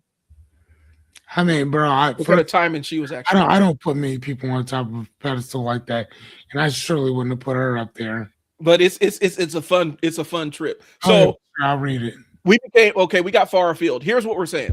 A lot of times we end up playing the Judas to ourselves. Like our future self ends up becoming the Judas to our present self, right? It ends up becoming the betrayer to our present self. And the reason why the future self becomes a betrayer is because we've layered it with all these insane expectations of behavior that don't align with who we've historically been. Correct. You're expecting future self to carry all that weight, as opposed to building the framework for future self to be successful. You basically sabotaged it. Okay, and that's literally all it is. What you just said is being in a situation where we can to be successful. So you're kind of clearing the path out. Yeah. So you can walk that path. That's literally all we're doing. Yeah, and y'all want, and the real truth is, and let's be honest, me fearless between me and you. One of the things that we say is we say we want to change things, but we don't really mean it. You don't Yeah, really want to change. You just want certain things to be different, but you don't necessarily want to make the change yourself. yeah, And so we get into that mode with New Year's resolutions where people want the outcomes, but they don't want to put in the repetitions. Um, I used to call it winning without competing. We have parents in my sports training business that are locked into that. They want to win without having to go through the struggle and strain of actually having to compete to win. right, What that means is they want to drop their kids on these loaded teams where their kid may be the most marginally talented kid on the group, but then they want to collect all the trophies and everything because they want to experience winning without having to actually go through the process of competing. hmm, And a lot of people have that mind state, and that's an insidious mind state to have. I'm not, I'm not big huge competition guy, overly competitive guy. My daughter got all that from me. She got all that. She got all the hyper competitiveness. But we have this thing in society where people want to win without competing. They're trying to rig the game before they get started, and it becomes a dirty game when you're trying to do it from a New Year's resolution standpoint, where you're going to shortcut your way to the outcomes without having to go through the part that sucks, right, the transformation piece of it. And so sometimes it's mentally adapting and saying, this is going to be tough. And these are the things I'm going to deal with. And making the plan, hey, this is how I'm going to deal with these. Again, my contention is don't wait till New Year's. If you decide that you need to make a massive change in your life, start moving towards that change now. Small correct. steps are better than no steps. Yep. Yeah, I mean, just do something. But again, I mean, and know your why. Yeah. You know, like why is this important to you? Because I mean, and again, I mean, even if you were to sit and say that, well, I would like to, I like to lose 30 pounds. Mhm. Perfect. For what reason? Why? Yeah. Like, I mean, and I'm not saying because you don't want to be healthy. I mean, cool, but I mean, some of these foods are amazing.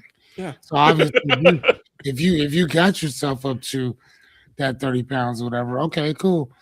So does that mean that either A, you need to scale back on what you're eating, or B, you need to work out a little bit more? But from what I've learned is that majority of what majority of that weight coming off is going to be based on what you stick in your mouth. Mm-hmm. So I mean, think about that, and then there we go with Liberty's research. Yeah, or C, consider, you know, Or very much part, very much. But again, there's something that's that's in there. well, And you, the other side is so, and this is kind of a different framework, but it's along the same pathway. You want to lose 30 pounds. You have your reason. You have your why you want to lose 30 pounds. oh, Why you not? know what? How about this? Fuck weight. Talk Mhm. about something different. Okay. So let's say that you like to go into a room. Let's say that you want to go into this particular reading group, and Mhm. this particular reading group is number one that they everybody reads everything. Mhm.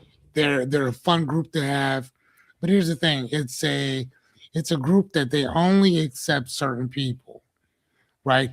And the qualifications are maybe that you have to have read, you have to read like 100 books a year, and then it's like a $200 um, a month uh, thing that you have to pay to play with them or whatever, right? Yeah. To get to this group.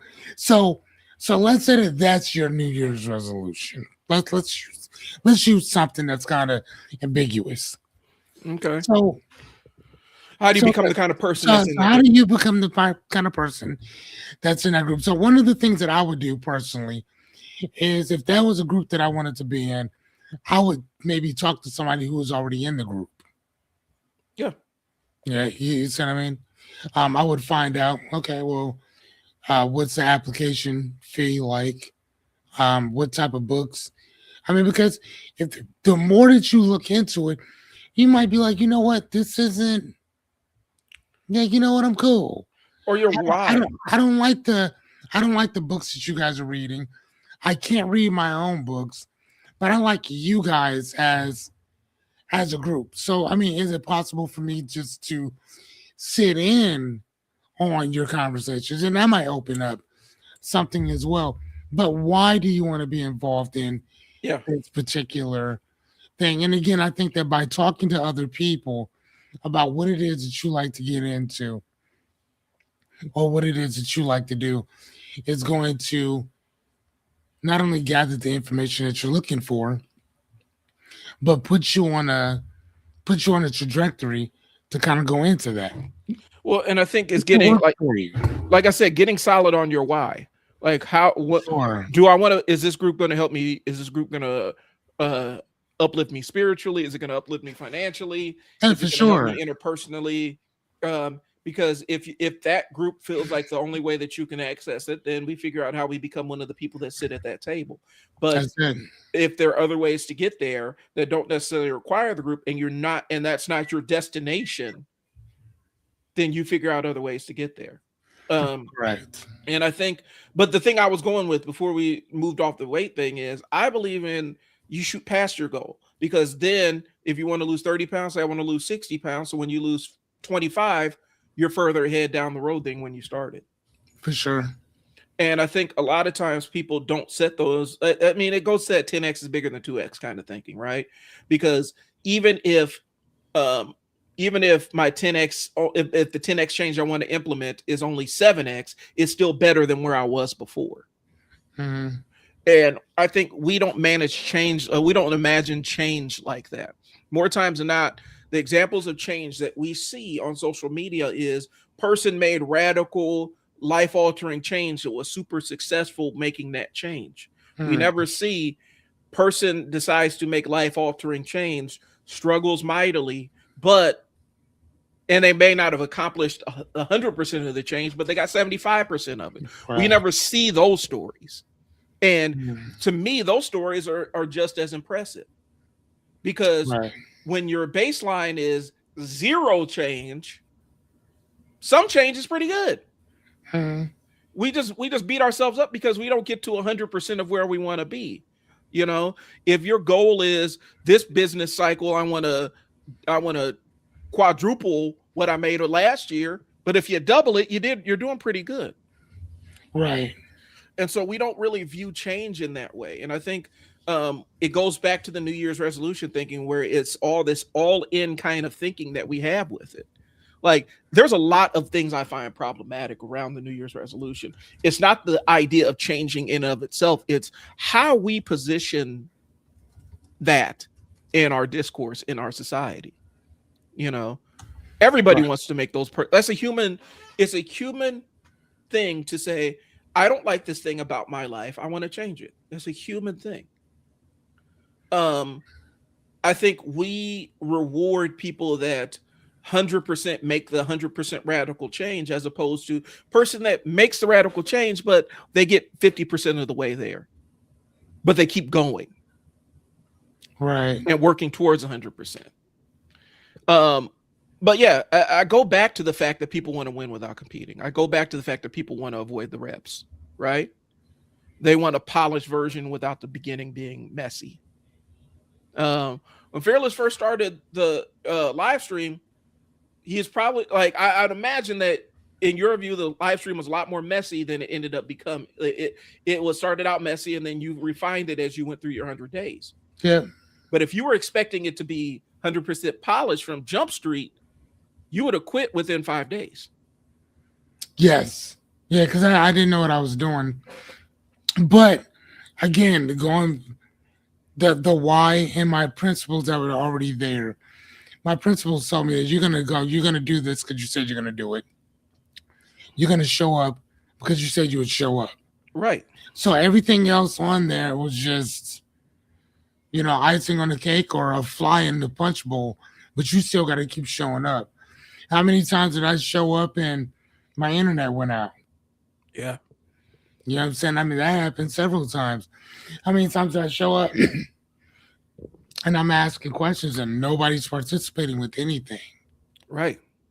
You know what I'm saying? Like how many times do I show up there and and nobody's there?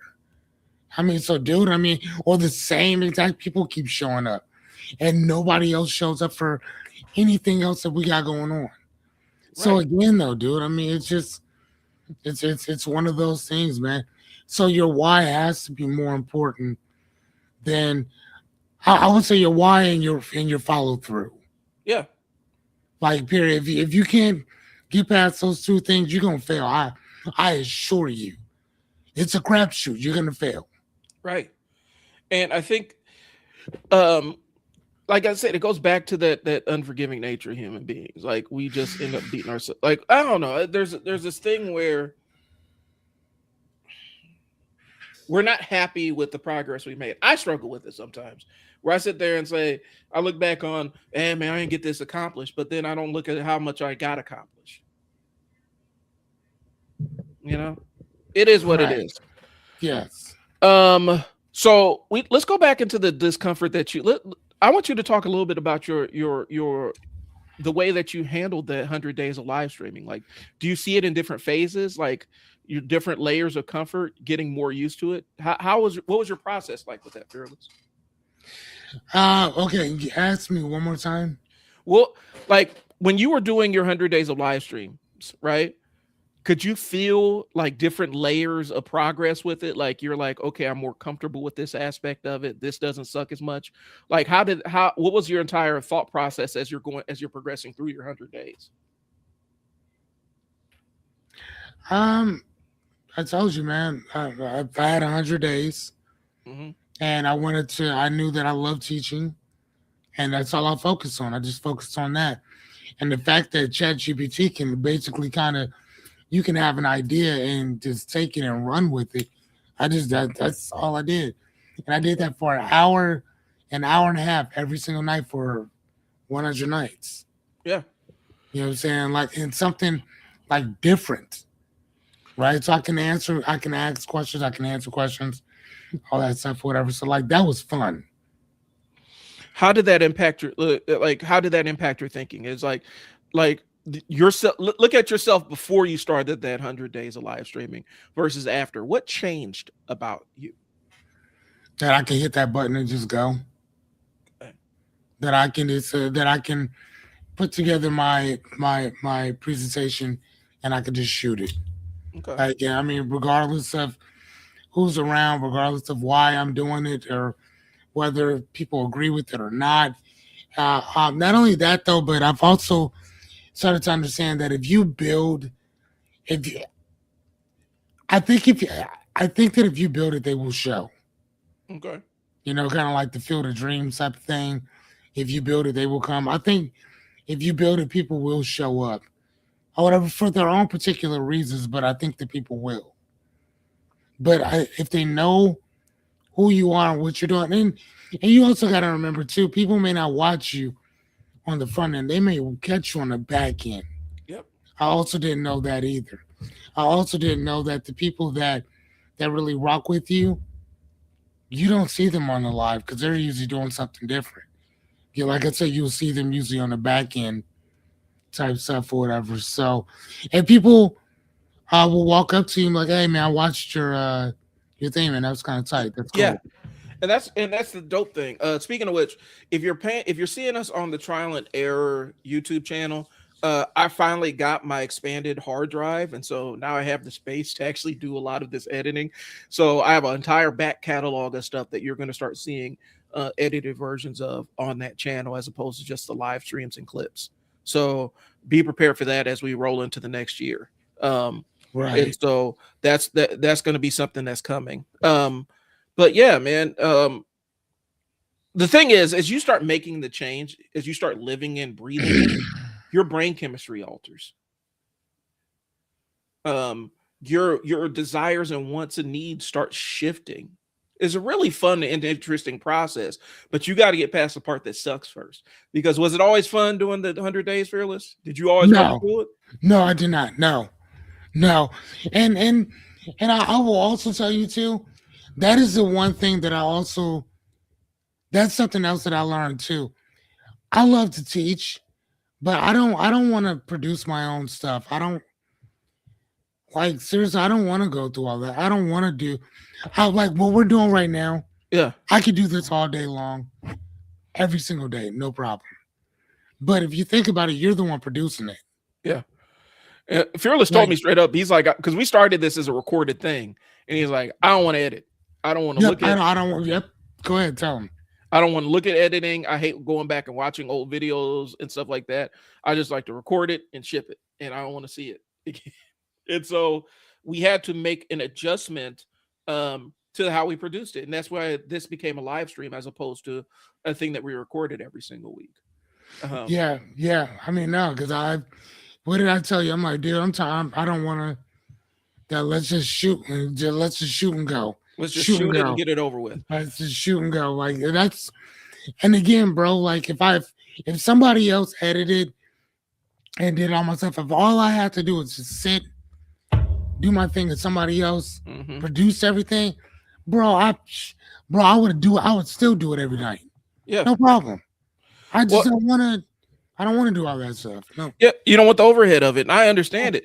Like I'm looking at next year hiring an editor to help with all the stuff that I'm recording, because the editing piece is one of the harder pieces. That's y'all. the biggest part about it. That it's like, no, I mean, I'll shoot it, and I'll just put it out Right. as is, like sneezing, farts, burps. You get it all. Yeah. I would rather, but again, that also comes from the fact that we do it enough where we have the repetitions in where it's not that big of a deal to outsource pieces of it. But you have to get to that point. You have to have a library. I got 52 weeks of stuff. Right. Aren't there cheap outsourced editors? Yeah, but I have standards because I know how to edit my own stuff. And so if I was hiring myself as an editor, I wouldn't be cheap. Does that make sense? And so a cheap outsourced editor is going to provide you cheap outsourced results more times than not. Yeah. And so I have a certain level of standard since I know how to edit. That's something I have in my bag. I can edit it myself. You know what? Also, another thing too, man, is, and I mean, and maybe this could be a thing too, though, dude. Maybe this could be a thing for you as well, or for somebody out there that really wants to put some stuff out. Is I'm gonna text it to you, All right. and if I'm gonna text it to you, I'm not gonna say this out loud because you might be like, oh shit, that's actually a really good idea. So Another thing too, man, you need to come get your present, man. oh, okay. Oh, shoot. Okay, I appreciate it. Yeah. I'll be out traveling again, doing the Bellevue thing probably sometime next week. So I'll pick a time. We'll sit down and talk about it off air. The thing okay, so here's the thing. I know I have targets of editors that I actually want to interact with that I've seen their work and stuff. And so it's building the money to be able to do it, because the thing about YouTube, the thing that if you want to be successful at it, you need an editor that has a proven track record of success with other channels that are in the similar genre, right? And so I would be going for the people that edits a lot of video essayists and stuff like that. Yeah, I'm with that. Do you think we should say that out loud, or keep this one? Let's keep this one for right now. Oh, yeah. But you see, yeah, you see where I'm going with that, though, right? Right. That right there. If you can tweak that just right, that is a gold mine. Oh yeah, I actually built. That was one of the first models I started building. I'll explain it to you. I'll start explaining it to you and why. But the fact that you're like, nah, I'm good. Let's keep that off air. Told you. Yeah. And that just popped into my head. So okay. The thing is, so when hiring a cheap editor, like outsourcing it and stuff like that, Um, I so this is kind of one of those aspirational things, right? My goal is to produce the kind of money where the cost of the editor doesn't matter, and I get my choice of editor, right? In order to get to that level, I'll edit what my standard of editing is until I have that cash flow to go out and hire the editor that I want. The Mm-hmm. thing I will not do is pay somebody and compromise, because I've done that. I've actually paid an editor who was good, but we didn't align from an artistic standpoint. And the outcomes that they produced um, didn't make the video successful, if you will. And Right, and so, then not only that though, but how readily available are they? yeah, Because like again, if you, and then not only that though, but um how many revisions will they make? yeah, because Being sometimes they'll clean and charge tough, for. because some of them will consistently charge you, or they'll make three. So again, you can show them kind of what you're looking for Mhm. or looking at, or blah blah blah blah blah. And then, but sometimes if their work isn't, you might see one thing that's like, oh my gosh, yeah, it's good job, close to this, but then the other ones suck. And then they're like, well, this is gonna take me another week because I already got enough. I already have, 3, 4, 5 Yeah. other individual projects that I'm working on. Well, and the Well, last thing, go ahead. what the last thing I'll throw in there while it's in my brain, and this is something I experienced directly, especially when it comes to Fiverr editors or editors that are from another country. Yeah. Sometimes the media that they'll use isn't geo-locked in. It's not restricted in their area, but it's absolutely restricted in the United States. And then as soon as I upload that video, I get flagged because the music they used or the clips they used, Mm, they didn't have any clearance for it. It wasn't a problem where they were, but it's a problem where I was. And then I have to send it back for revisions. And if it's like the second or third revision, now I have to pay for the revision. And now I'm sitting there like, hell, I just edited it myself. Because now yep. I got to go through or remove the pieces that are getting me flagged. And I don't, I'd rather deal with an editor in the States that we're also in the same area, like we exist in the same place. So we're under the same copyright law and under the same fair use. So there's layers to it. Mm, I understand, like for a website, outsourcing a website and stuff. I have a guy that does websites and stuff, but like, there are specific areas that I will outsource to somebody who's not here, or I'll do a Fiverr thing. yep. Um, And I mean, I love Fiverr. yeah, Now, don't get it twisted. Upwork, is that what it's called? Upwork too. Upwork is pretty cool too. Outsource, I think I forgot the other name of it. Is whatever. A lot of them are really cool. It's just that sometimes, man, it's but it also depends, I think, on what you're using it for. Right. You know what I'm saying? Like again, we're talking about producing our videos or whatever. So again, that means that that they have to go through all the stuff that we talked about, everything. So again, if you got 5 or 6 different people and somebody's podcast is 2 hours, that's and you got 5 people, that's 2, 4, 6, 8, 10. That's 10 hours right there Mhm. of just watching everybody's stuff. And you're not even, and that's not even touching the reviews. That's not even touching the um all the what am I thinking of? All the things that you have to touch and change and Mhm. fix and alter and delete and add music and all that stuff. That's just one person that you watched on one thing. And think about if you got 5 or 10 or 15 people that you have to do that same exact thing for. Yep. So like, yeah, it's yes. Yep. Yeah, I like that. Liberty Switcher. I've used it for research, testing, etc. Not content create. Correct. Yeah. Yes. And so my goal Yep. eventually is to turn this into a media company, right? And so we would have an editor on Yes. staff, or at least one that is on a retainer that always has a hole in their schedule for when we give them new content.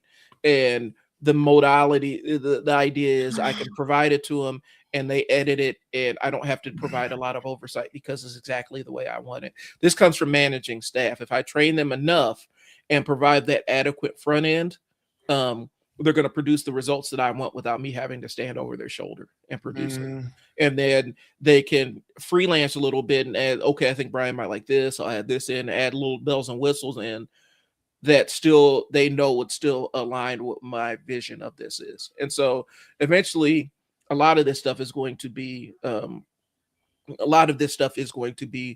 consolidated. Me and Fearless still share this one, but some of this stuff is going to be consolidated under the banner of a media company and a consulting firm that does alignment kind of consulting for creative projects and right, also some business stuff because people hire me to make sure that their marketing messaging is right. And so I'm just kind of expanding this out, utilizing this as a platform to do it too. right, Um, and so there's a bigger plan. And so yeah, I appreciate the input. The thing we're talking about is the change piece of it. And so that's part of the resolution piece. I'm not using it as a resolution. It's a goal that I'm setting over the next year to be able to build enough bandwidth capacity to have an editor on retainer. yeah, that part. Because I have another business venture that I need. I got about 200 hours of basketball footage I need them to edit. So, Right, I'm sure, dude. like I said, let's lean in. Let's talk about discomfort, and then we're gonna. Oh shoot, we're almost 2 hours in. Jeez, it flew. So the idea about this is it's leaning into your discomfort. I think that's the biggest thing. You got it. Sometimes you do have to. We try to soft pedal it. We try to make it easier for people to digest. And this ain't for the win without competing crowd. If you are locked in on this, I got to win without having to do the work of competing. This ain't for you, Right. because you ain't built for this. And I don't want to be that harsh, that draconian on it. But if you are in that win without competing, where I want to have all the success without putting in any other work for it, this next part ain't for you. Okay. January doesn't give you discipline. That's one. But two, you got to get comfortable with being uncomfortable. And I'm not saying total immersion in uncomfortableness where you're 100% throw yourself in the water and lay, where you are absolutely laying down on the barbed wire and suffering in agony. Wow. What I am saying is step outside of your comfort zone a little bit and then step out a little bit more. You step outside of your Keep comfort zone. talking. I'll be right back. You step outside of your comfort zone, get acclimated to that feeling of discomfort to the point where that becomes your normal, and then you step a little bit further out. And then you step a little bit further out. You step a little bit further out. And eventually you're going to look back on what your comfort zone was and see that your comfort zone is expanded to encompass all of this new stuff. But you have to lean into your discomfort a bit. I didn't deadlift 600 pounds by being comfortable. It's called voluntary hardship. Weightlifting is powerlifting, strength lifting for strength is embracing the concept of voluntary hardship. This is going to be difficult, and I'm volunteering for it. Because if lifting this 600 pounds on this bar is the hardest thing I do all day, then the rest of the day is a cakewalk. That's the mentality right there. Leaning into your discomfort a little bit is going to be huge when you want to make these transformative changes.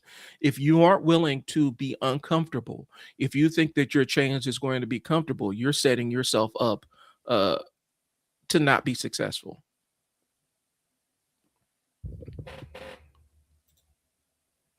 I like that. I'm gonna check that one out.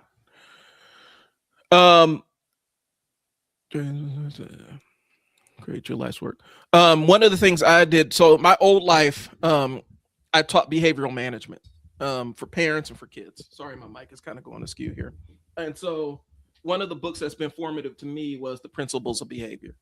And so a lot of what I'm talking about is based on this. I think I'll add turning pro tap your inner power to create your life's work. I will absolutely do that. The book I'm recommending to everybody is 10x is better than 2x. I don't know. I can't remember the author exactly. Sorry, my mic is going crazy. But really it's basically the idea of if you're going to make a change, make a 10x kind of change as opposed to a 2x kind of change, which means set the big, huge, audacious goal that forces the change adaptation, as opposed to trying to tiptoe into the change. So Steve Pressfield's Turner Pro. I'm looking at one. I'll put that on my. Yep, that's it right there. And some of the things, some of the philosophies are things I've already said, and other in ways that I've already kind of adapted. Dan Sullivan. Yep, ways that I've already adapted my life. And so it was just kind of reaffirming some things I already knew, but it's a really good book to get you to think about how you make these big huge changes in your world, and how you actually set goals for yourself. And so I've always been shoot a goal that overshoots your target by a large margin, so that when you make that change, all you have to do is, if you do 50% of that, you're a lot further than you were from the beginning. So yeah, I think the challenge for people is they want to stay comfortable as opposed to leaning into their area of discomfort, and forcing themselves to be comfortable with being uncomfortable. That makes sense. Get comfortable being uncomfortable. Okay.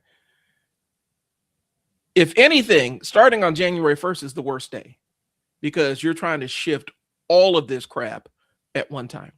You're trying to fulfill 5 different New Year's resolutions.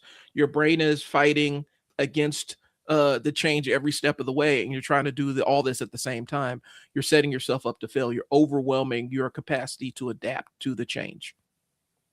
So again, if you're going to make that change, start making it now.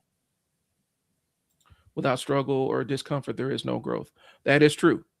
And understand there's a difference between, and so I'll say this because I've run into the no pain, no gain people. When I'm talking about like weights and stuff, you don't have to be in pain to make radical changes in the weight room. And I think I see a lot of people do that, where they think that they got to go in and hurt themselves, and being sore and being in agony is part of getting better. And it's really not, unless you are trying to be a bodybuilder or a professional power lifter or a strongman competition or a professional CrossFitter. Pain is not part of the training regimen. It's not, you know, you don't have to make this, you don't have to provide a sacrament of yourself and go through this semi-religious thing of suffering to get stronger in the weight room. And I apply that to life. If we're talking something that actually is causing physical pain, your physical pain or your mental pain is kind of a tripwire. If you're saying, hey, is this thing really for me? Or do I need to find another way to attack it? So being uncomfortable is different than being in pain. And so I think we balance those two things out. But yeah, you have to get uncomfortable. You have to get comfortable with being uncomfortable, because that's the only way your brain will adapt. That's the only way you'll force the adaptation. You'll force the behavioral adaptation, is getting uncomfortable. Okay. And that's why a lot of resolutions die before February, because your brain is trying to get back to its state of homeostasis. It's trying to get back to what's normal, and it's going to fight you every step of the way. And if you're trying to do 5 changes instead of 1, and you've never built any momentum with any of them, you're just all starting at the same time on the same day at midnight on New Year's, you're trying to initiate all these things at the same time, is basically trying to drive 5 different ways at one time. You can't do it. So if you're going to make an increment, if you're going to make a change, start incrementally now. It's not too late. It's December 30th, right? If you have a New Year's resolution that you're planning for the 1st, don't wait. Start it now. Start taking the steps to make that change and lay the framework for that change right now, because you're going to start building momentum, and it's going to be a lot easier when January 1st rolls around to continue on the momentum you've already built, as opposed to starting from a dead stop. Okay. And I provide this framework. I do have my school community where I'm teaching people, business owners, how to start making content to drive business to themselves. And I do have a lot of people that are kind of just waiting. They're waiting for this perfect moment. They're waiting for this thing harmonious, the planets to align and this harmonious event to happen, and everything's going to be perfect for them to sit down and press record and start recording, as opposed to picking up their phone, sitting down, finding a light source, and hitting record. And one, my method of get recording, even if it's messy, is in my mind, that's a better way than you need all this, you need all this, you need all these conditions to be right to do the thing. You know, because all that does is a baked-in excuse. It's a built-in excuse. Understood. Yeah. That's how I view the world. You know, again, I have to adjust for the way my brain works. I have to adjust for the neurodivergence. I have to adjust for ADHD, possible autism. I have to adjust for a lot of different things. And so I have to trick myself a lot of times to get the things that I want done. And I'd imagine a lot of other people struggle with it because they are trying to tiptoe into the change. And that's not how it works. I'm gonna go ahead and finish up my thing here. Okay. So whatever the thing you want to change is, find the smallest thing that you can do and start there today. Start while you're unsure. Okay. You don't build confidence in what you're doing without putting in the reps. Confidence without putting in the repetitions is false confidence. So start when you're not certain. Start when you're unsure. Okay. Because if you're waiting till you're sure, you're never going to be sure. You're never going to be 100% certain about this thing. And you're never going to have 100% competence in it without actually practicing it.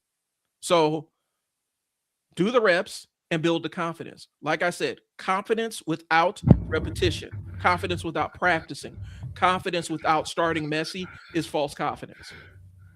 And I'd rather have, you know, if I'm going into a brain surgeon, I need a brain surgeon that has some reps under his belt, as opposed to, I'd rather have an unconfident surgeon who has a lot of reps under his belt, as opposed to a supremely confident surgeon, and this is his first time with the scalpel in his hand or her hand. Give me the person that's questioning themselves, but that actually has applied experience. Yeah. And a lot of people are waiting for the applied experience to magically manifest in their brain, and you don't get that without practicing. The entire concept of the show is trial and error. Go out there and screw up and learn the lesson and get better. You do that with your New Year's resolutions too. Go fuck it up. Yeah, I have this book right here. I think we were just talking about that, Brian. And we got another Dan Sullivan. I have him. And again, here's the thing, Liberty Church. I don't really read a lot of self-help stuff at all. Like, at least not anymore. I don't. And if I do, it has to be something that's really special or whatever. Because I think that here's the thing. I'm gonna be honest with you. I think that when you're actually putting up the numbers, when you're actually doing the work, it's not that you need motivation, because you don't. Maybe inspiration, but you don't need to necessarily stay motivated because something else is. So, let me rephrase that. You don't have to stay disciplined because you're already motivated. Yeah. I'll say that instead. You just reminded me of the thing I wanted to talk to you about on here. So the concept is,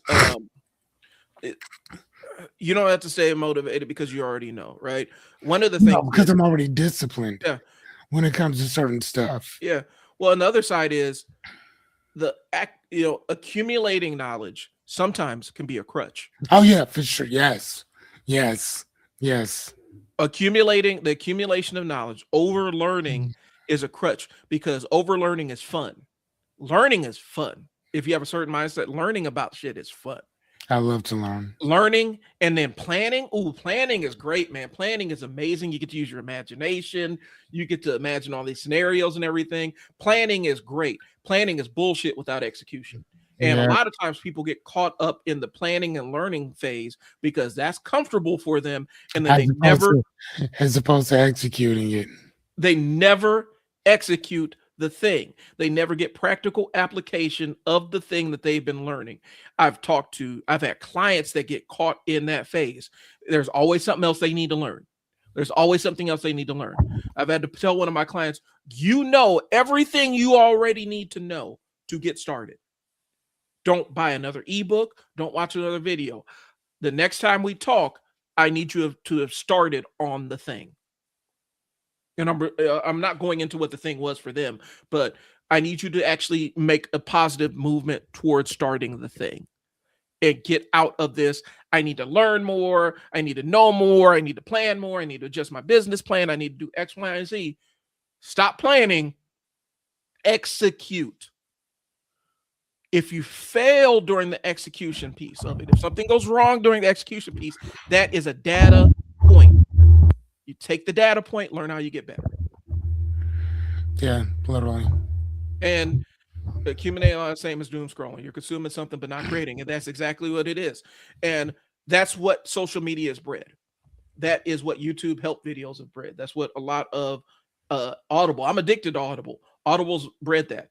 I've read hundreds of business books. None of those business books taught me more than actually going out there and doing the work. And I mean, think about where I would have been if I would have just kept reading on, during my 100 days. You know what I'm saying? I just did it. Yeah. Now what I have is I have the experience from going from here, and not only that, from making plans every single day. What are you going to talk about today? You know what? I don't know. I haven't talked about such and such. Mm-hmm. And then I could use chat to, hey, give me some ideas on what I could talk about. How do I go from here? How do I go from there? How do I take Joseph Campbell's Hero of a Thousand Faces, the hero's journey? How do I take that? How do I extrapolate that? How do I expand that? Right. Into like this whole entire what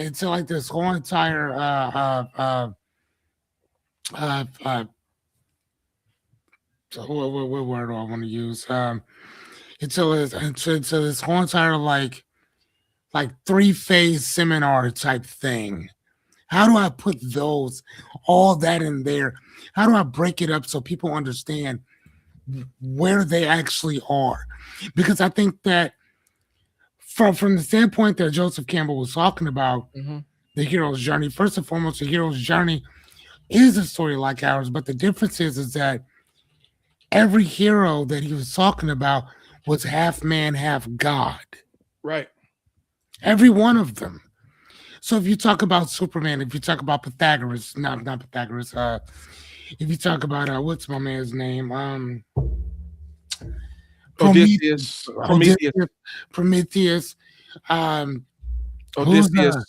Odysseus, Kim too. Basically, if you talk about any of them, Samson, or whatever. Like, sorry about that. Mario, or whatever. Like, again, they're half man, half God. Type of type of situation or whatever. So yeah, so that's kind of what a lot of those people are. So like when people are talking about when they're talking about that, it's like, oh, how do you do this and how do you go from here to there? You're talking about people who have a whole leg up on you, right? Now the stories still could be the same, whatever. First and foremost, you live in the ordinary world, and then you get this call to action, this call that just this chitter chatter, right? Right. And at that point, you either make a decision to either go with that or not. And if you choose to go with it, eventually you're gonna find a guide. Yeah, and the guide could be it could be anyone, it could be anything, right? So then you kind of go from there or whatever. But I love stuff like that. That's my shit. Well, when the student is ready, the teacher will appear, kind of. And it always does, man. It always does, but I think that the hero's journey will at least allow you and let you know exactly where you are. And it also, I think, it warns you of what's coming, positive and negative. Right. It also helps you to set the guidelines for not only what's coming, but bro, stay strong, stay down, stay on top of that type of stuff, whatever, because help is on the way, but you got to be working for it to come. Right. You know what I'm And, saying? Like you got to be already working for it. well, and I think the thing I'm gonna throw in there, Fearless, is Go ahead. um like I've read, the Robert Greene books. That's like always a lot of times people's first entry into really self-help books is Yeah. the 48 laws of power and all the other stuff. But again, that's based on manipulating people. And so I'm getting into that. It's Uh, based on manipulating them. It's not based on helping. no, it's not. And that's what I'm saying. What happens is when you do that, when you get into like those kind of books, that's always somebody's first intro into self-help, right? For And sure. it has a couple of lessons in there that people try to emulate in their real lives, and then they don't get the results they're looking for. And one of the ones is plan all the way to the end, right? And that ends up becoming a trap for them because they try to plan all the way to the end. But the example, I think there was like it might have been what was it, Napoleon or whoever the example was. They had this amazing execution and they were able to plan for each step of they do X, I'm gonna do Y, and they're able to counter each step along the way. You don't get to plan all the way until the end until you have experience doing the thing that you're trying to execute. Correct. And then that's so important Yeah. because here's the thing, and let's really put this out there. The 48 laws of power is not for every it is not for the average everyday Joe. Let me No. look into my camera and tell you this. It is not. Let me repeat again. The 48 laws of power is not for the everyday average citizen. It's not meant for you. No. You want to know what it's meant for, and I'll give it to you in plain everyday English. It's meant for senators. It's made for people who are already next to the king. Mhm. So in our time, where we are, we live in America. So it would be the person that's next to the boss. It's next to the person that's the president. It's next to the person that's next to the CEO. It's not a person that just came in off the streets and decided that, you know what, this is my objective, because your objective you may never get to that particular place Right. ever. So it's not made for you. It is made for people who are already within earshot of the crown. Mhm. If you're not there, bro, that's not that. That's not for you. Now you can use certain principles. Now Mhm. I'm not gonna tell you that out of all those 48 laws, that you can't use any of them. But what I would tell you is this. What I would tell you is this. I think it's the fourth or the fifth one where it tells you that your reputation Is everything. is Guard it with your everything. life. You need to guard it with your life. But the problem is that your reputation isn't yours. Mhm. Your reputation is the opinion that other people have about you, So right? So you can try to, but what happens if you're dead? Who's going to then protect your stuff then? You're not gonna that's not it's not gonna happen like that. So therefore, what do we do? You see what I'm saying? So you can't you can't protect yourself against something that doesn't belong to you. that's where I'm going with it. It does. It's not yours. The book is it's basically how to be a paid sociopath. And unless you are already on that path, because they've done the thing where they found out that sociopathy is high in politicians and high in CEOs and stuff like Yeah, that. yeah, I get it.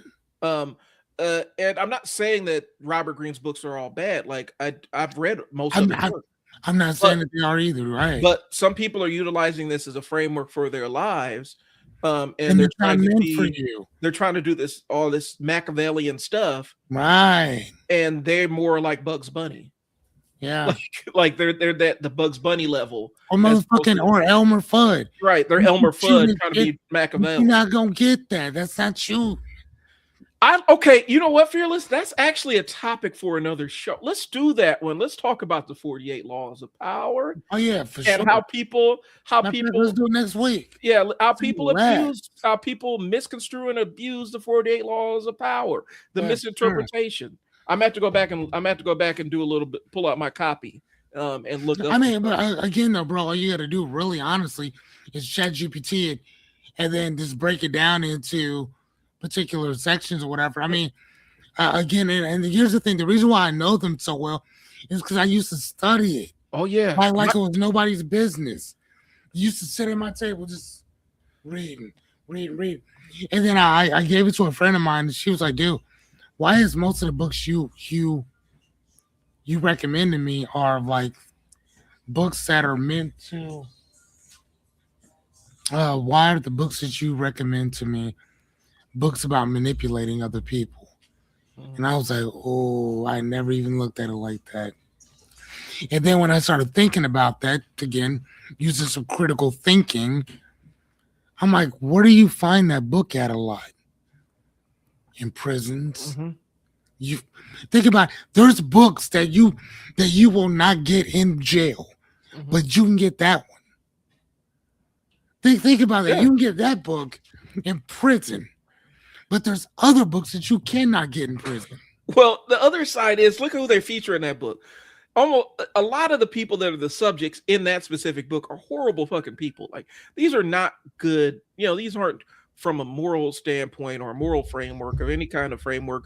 These are not people that you would want around you or people that you want in charge of aspects of your life because you're cannon fodder to them. And so a lot of people use that as their baseline to who they want to become aspirationally and then wonder why a lot of their relationships are in shambles is because this is the framework that you use to build your ascension to power or your ascension to climbing the ladder. It's all based on the thoughts or at least what Robert Greene's perception of um, how these horrible people that you wouldn't want in your life operated. So just understand sometimes you have to be in alignment with the information that you consume, that you apply to your life. And so if you're not in moral or spiritual alignment, you have no moral anchor to the things, to a specific set of principles, those kind of books, those kind of self-help books can be really, really dangerous for you. I mean, yeah. I mean, especially like you just said, if you don't have a moral or an ethical off foundation to stand on or to put them up against or uh, for that you to stand on yourself, you will use that book. I mean, this is the same as other books that people have used to commit all kinds of atrocities and then be like, well, this is where I learned it. Or this book told me that I can do this to you. Or this book says that you know what I'm saying? Like this is how I do this to you. I mean, not to even mention that Robert Greene himself said that I took all these different not mathematicians, these war strategists, strategists of war. 33 strategies of war. Of no, but he took these militant minds, and that's where all these things kind of came from, right? That's where these things came from. If you look at the Tao Te Ching, one of the principles in there is that if I have to go to war with you, I'm not basking in glory of this. I'm not walking around with a smile on my face, knowing that I have to go do what I got to do to you. Right. This is a day of sorrow, not rejoicement. Right. I mean, come on, boy, stop. And the other side is if you view everything outside as a war or you're at war with all this stuff, everything becomes collateral damage. Everything, And everybody. that includes the people that you love, your kids, your family. They all are collateral as you pursue your goals. So again, Everybody. we are far afield of what we were talking about, but we were talking about the concept of sometimes self-help ain't really helping yourself. I mean, but this is still along that path because again, the hero's journey, a lot of people either A, don't know it, B don't understand it or whatever, or maybe they just need to get re-familiarized with it in general to basically offset and just kind of say like, dude, what you want is sometimes it's be careful what you ask for because you might get it, Hmm. but some of the stuff that you ask for, you don't want it in the first place. Yeah. Sometimes Right? the worst thing that could possibly happen to you is that you get exactly what you've been asking for. Well, what do they tell you about the casino? The worst thing that can happen to you at a casino is what? You can go in and win your first time go around. That you win, period. Yeah. Because on the back end of that statement, who always wins? The The house. house. And here's the thing: for those of y'all who think it's a joke, go in and go look it up on ChatGPT. Google how many people have actually taken the house at a casino and been allowed back.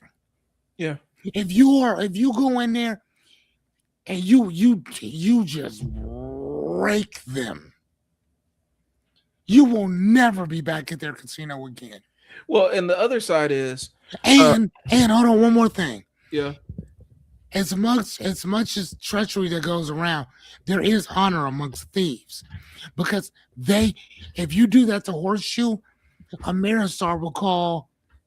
Horseshoe will call Ameristar and let them know about you, yeah, yeah, and then Horseshoe will call Binions or whoever else is probably all the same thing, but they'll all let each other know about you.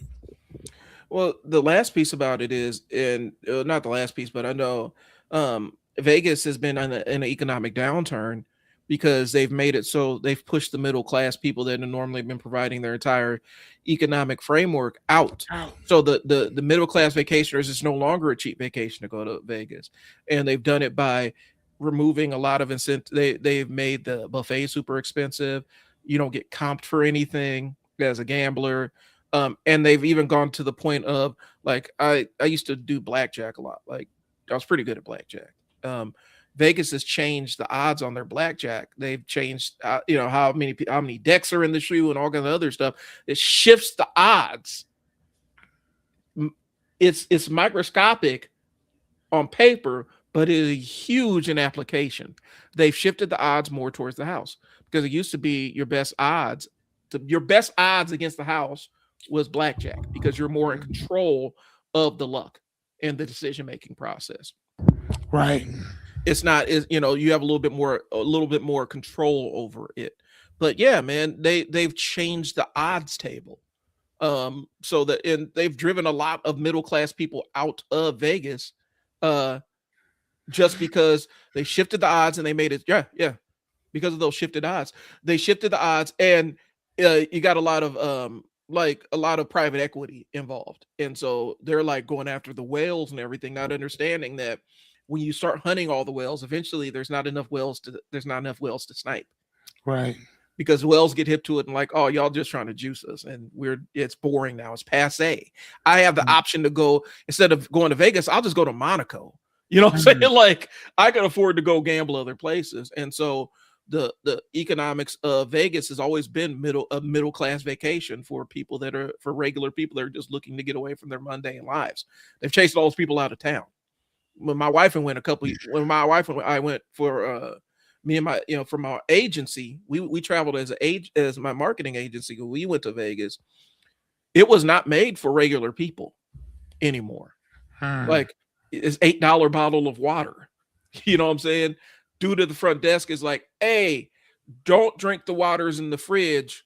Please don't. If you drink the waters that are in your room fridge, that's going to be another $80 that we add to your bill. Crazy work. They made it so that it's not GLPs are a factor. People just don't want to eat as much or drink alcohol.